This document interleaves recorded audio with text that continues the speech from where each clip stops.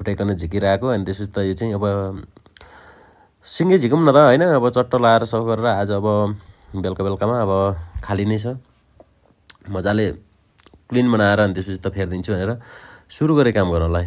अनि लगभग उतारेर सकाइसकेँ, उत्रिसकेँ भन्दा नि हुन्छ। अनि त्यसपछि सट्ट अलिकति हिट दिन्छु होइन।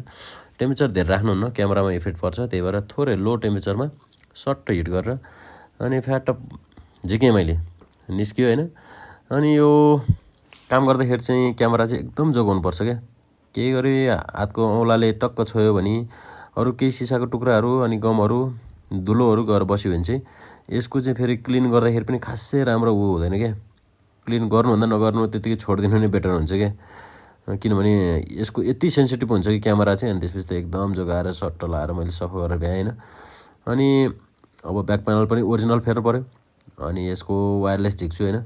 वायरलेस झिकेर चट्ट लाएर अब नयाँ ब्याक प्यानलमा हाल्नु पऱ्यो नि त, ठुल्दाइको सेट हो होइन। भोलि अब कमेन्ट पनि गर्नु होला कस्तो भएको छ भनेर होइन। अनि त्यसपछि त चट्ट लाएर झिकेँ। यसको चाहिँ फेरि वायरलेस मात्र चट्ट काटेर झिकिदिन्छन् क्या, म चाहिँ त्यो गर्दिनँ। यसको यो हेडसेल टेप हुन्छ पुरै झिकेर फुल फाइन क्या। भोलि चेन्ज गरिसकेपछि पनि चेन्ज नगरे जस्तो देखोस् न, राम्रो पर्फर्मेन्स आओस् होइन। अनि वायरलेसमा पनि कुनै समस्या नआओस्। अनि यो वायरलेस चाहिँ केही गरी ड्यामेज भइहाल्यो भने चाहिँ नोटिफिकेसन देखाउने, अनि त्यसपछि तपाईँको टेम्परेचर देखाउने हुन्छ।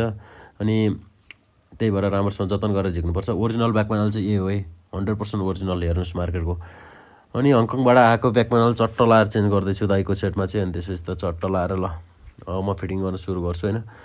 धेरै अब ऊ पनि गर्नु पर्दैन क्या, चट्ट एकैचोटा सर्ट लाएर गम लगाएर टक्क टाँस्छु होइन। किनभने यो चाहिँ राम्रोसँग फिटिङ हुनु पऱ्यो नि त। भोलि अब भाइले चेन्ज गरेको यस्तो कम्प्लेन आएछ भन्दै भने त फेरि टेन्सन हुन्छ। अनि त्यही भएर अनि चट्ट लाएर फुल फाइन बनाएर अनि त्यसपछि चट्ट प्याक हान्छु। एकदम बवाल हुन्छ क्या फेरि।